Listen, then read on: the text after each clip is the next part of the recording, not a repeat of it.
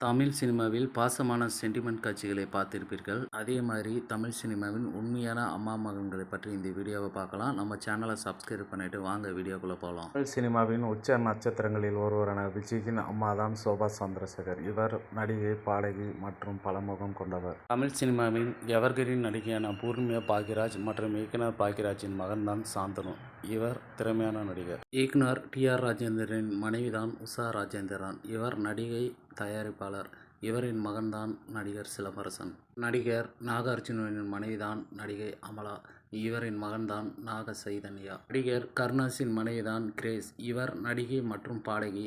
இவரின் மகன் கென் கருணாஸ், நடிகர் மற்றும் இயக்குனர். நடிகர் ஜெயராமின் மனைவிதான் நடிகை பார்வதி. இவரின் மகன் காளிதாஸ் ஜெயராம் வளர்ந்து வரும் இளம் நடிகர். நடிகை ஜெயசித்ரா 80s 90ஸ்களில் புகழ்பெற்ற நாயகியாக இருந்தவர். இவரின் மகன்தான் அம்ரீஷ். இவர் நடிகர் மற்றும் இசையமைப்பாளர்.